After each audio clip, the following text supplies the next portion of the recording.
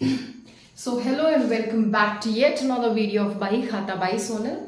कल मतलब इससे पहले वाले वीडियो में हमने ट्रेडिशनल अप्रोच की बात की थी, ठीक है, under rules of debit and credit, जिसको हम गोल्डन रूल भी बोलते थे, जिसको हमने 3 पार्ट्स में पढ़ा था, रियल अकाउंट, पर्सनल अकाउंट और नॉमिनल अकाउंट, और तीनों के अपने अलग अलग रूल थे। हमने एग्जाम्पल के साथ किया, ठीक है।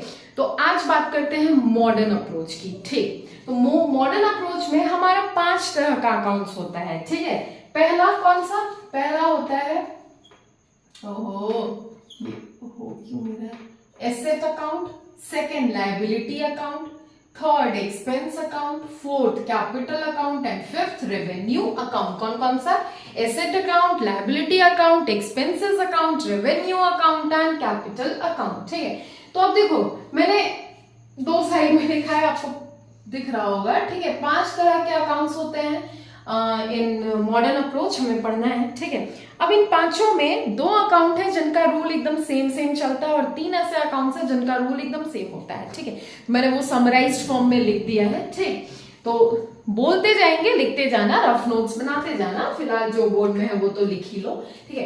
एसेट अकाउंट और एक्सपेंसेस अकाउंट, दोनों का रूल ना एकदम सेम है। कैसे?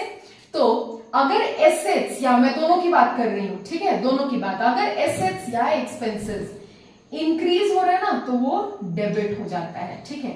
और अगर एसेट्स और एक्सपेंसेस डिक्रीज होते हैं ना, तो वो हम क्रेडिट साइड रिकॉर्ड करते हैं, ठीक है। क्या? इंक्रीज इन एसेट्स और expenses are recorded in debit side and decrease in both of them are recorded in credit side. वही चीज लिखा हुआ है, ठीक है। अब 3 और अकाउंट है, लायबिलिटीज अकाउंट, कैपिटल अकाउंट और रेवेन्यू अकाउंट। तो इन तीनों अकाउंट का रूल एकदम सेम है। कैसे? तो इसके जस्ट उल्टा है, तीनों की बात हो रही है, ठीक है। तीनों की बात, डिक्रीज होगा तो डेबिट में रिकॉर्ड होगा, और इंक्रीज होगा तो क्रेडिट में रिकॉर्ड होगा, ठीक है। इसके जस्ट उल्टा, इंक्रीज होगा तो क्रेडिट में रिकॉर्ड करेंगे, डिक्रीज होगा तो डेबिट में रिकॉर्ड करेंगे, ठीक है। इसलिए लिखा हुआ है, देखो, increase in liabilities, capital, revenue are recorded in credit side and decrease are recorded in debit side, ठीक है। तो ये अब देखो, एसेट्स क्या होता है? तो वो सारा जो भी थिंग्स या फिर जो भी सामान आपके बिजनेस को हेल्प करे वर्क करने में, फंक्शन करने में, वो सारे एसेट्स कहलाते हैं, ठीक है। इन शॉर्ट रन हेल्प करे या फिर लॉन्ग टर्म के लिए हेल्प करे। एसेट्स को 2 पार्ट्स में बांटा गया है, current and non current asset, ठीक है। करंट एसेट्स जो आपके पास कम समय के लिए रहेगा, जैसे जिस गुड्स में आप डील कर रहे हो। अगर मेरा स्टेशनरी का शॉप है, तो ये मार्कर जो मैं कहीं से खरीद कर लाई हूँ बेचने के लिए, तो ये मेरे लिए करंट एसेट हुआ, ठीक है।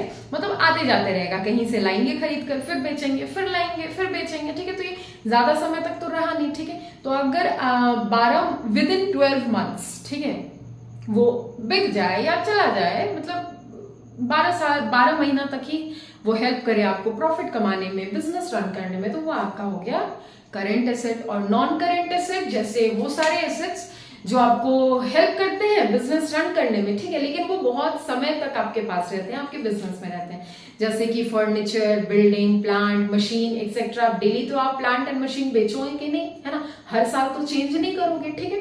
फिर लायबिलिटीज भी 2 टाइप का होता है। लायबिलिटीज एक तरह से कह सकते हो रिस्पॉन्सिबिलिटी, जो हमें इन फ्यूचर डेट्स कभी भी चुकाना है, ठीक है। फॉर एग्जाम्पल बैंक लोन, या किसी फ्रेंड से आपने लोन लिया हुआ है। क्रेडिटर्स हो गया, मतलब जहां से आप सामान लाए हो उधारी में और पेमेंट करना बाकी है, तो कभी तो पेमेंट करना है ना, फ्री में तो कोई भी सामान नहीं देगा, ठीक है। तो लायबिलिटीज भी 2 तरह के होते हैं, करंट एंड नॉन करंट। अब करंट लायबिलिटीज वो जिनको हम विद इन 12 मंथ जो पैसा हमको चुकाना है, ठीक है, शॉर्ट टर्म लोन्स हो गया, लोन्स इन एडवांसेस। और नॉन करंट लायबिलिटीज हो गया जो आप मतलब 1 साल से ऊपर के टाइम, मतलब कभी भी आप चुका सकते हो, ठीक है। 5 साल का लोन का पीरियड आपका 5 साल है, 10 साल है, तो वो सारा तो हो गया लॉन्ग टर्म, मतलब long term loans, non current liabilities, ठीक है।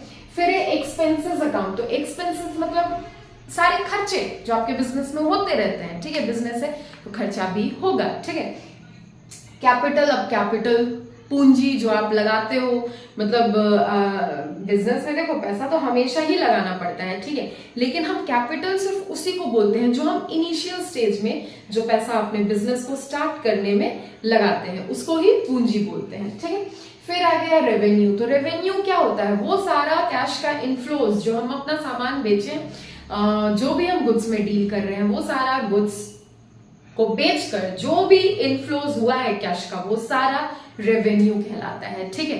तो एसेट और एक्सपेंसेस का सेम रूल होता है। इंक्रीज हो रहा है डेबिट साइड रिकॉर्ड होगा, डिक्रीज हो रहा है क्रेडिट साइड रिकॉर्ड होगा, ठीक है। लायबिलिटीज, कैपिटल, रेवेन्यू तीनों का एक मतलब सेम रूल होता है, ठीक है। इंक्रीज हो रहा है क्रेडिट कर दो, डिक्रीज हो रहा है डेबिट साइड रिकॉर्ड होगा, ठीक है। दोनों उल्टा चलता है, ठीक है। अब देखो हम जब पढ़े थे ना तो सही बताएं, अलग अलग पढ़े थे। एसेट का अलग, लायबिलिटीज अलग, ऐसे था सीक्वेंस, ऐसे था asset, liability, expense, capital, revenue, ठीक है। वैसे में बहुत कंफ्यूजन होता था कि यार सेम एज, मतलब एक्सपेंस अकाउंट दूसरे पेज में लिख रहे हैं और वहां पे लिख रहे हैं कि सेम एज एसेट अकाउंट, पलट के देखना पड़ता था एसेट अकाउंट में क्या लिखा था भाई। तो इसीलिए ये फॉर्म में इसलिए मैंने लिखा ताकि जो प्रॉब्लम मैंने फेस किया वो आप ना फेस करो, आपको समराइज फॉर्म में सब मतलब लिखा कम रहे लेकिन पता सब हो, ठीक है। तो फिर आई होप आपको ये वीडियो भी क्लियर होगा, ठीक है। तो अब मिलते हैं नेक्स्ट वीडियो में with some examples of journal entries, जहां पे हम ये सारे रूल्स जो भी ट्रेडिशनल अप्रोच हो गया, मॉडर्न अप्रोच हो गया, उसको प्रैक्टिकली सॉल्व करके देखेंगे कि रूल कैसे अप्लाई होता है, ठीक है।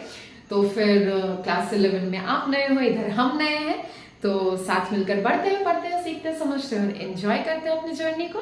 चलो बाय।